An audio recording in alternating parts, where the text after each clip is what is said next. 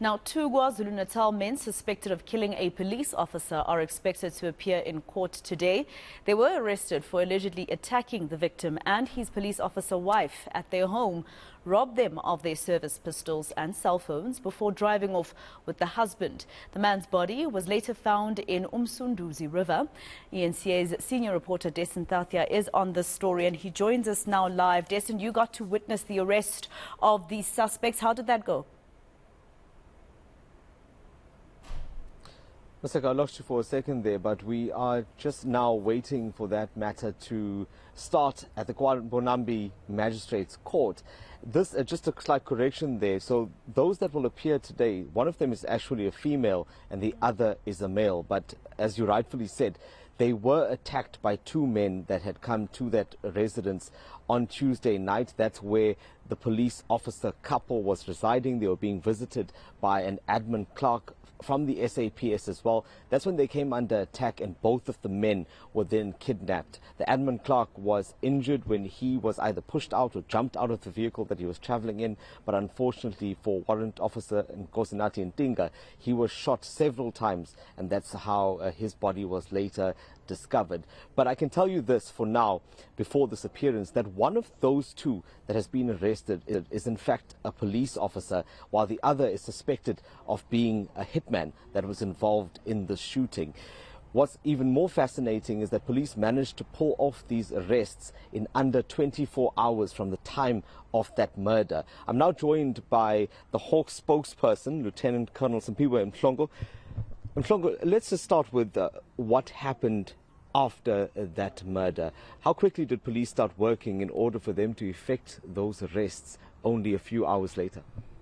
Yes, after the incident, a case of murder was reported at Wambonambi police station, and Hawks members from Richards Bay Serious Organized Crime were mobilized. They attended the crime scene with all other role players, and from there they started to work on the case, working together with the eNCA district task team. They managed to arrest the first suspect on the date of the incident. And then they continued with their probe. They received information. It led to the arrest of the second suspect yesterday, of which members have worked tirelessly the entire night yesterday, trying to put everything together so that they can present a well-prepared docket before the magistrate as we are here right now. Yes, it was a swift response for the members. Do they have a solid case, I mean, in that short space of time?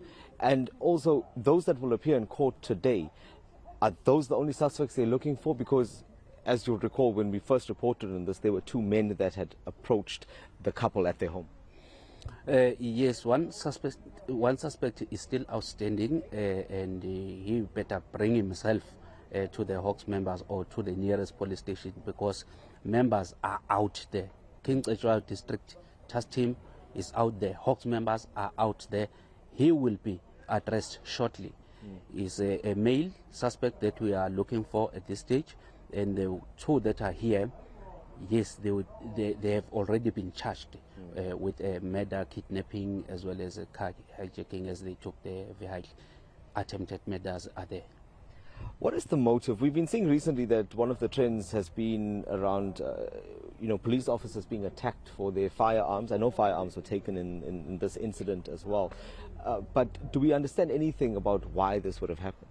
In this incident, we cannot say what is the motive at this stage, because it is still in the early stage of our investigation.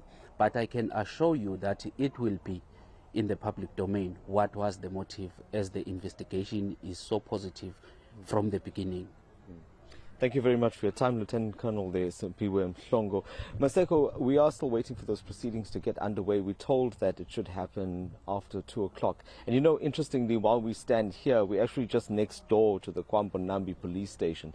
That is actually where Warrant Officer Dasen was employed. We saw some of his colleagues out here. Many of them actually remember him. And it's quite a poignant moment really, with this arrest happening and now his alleged killers appearing in the court right next door to where he used to work. All right, senior reporter Dasen Thathiah with that horrific story. Thank you. Let's leave it there for now.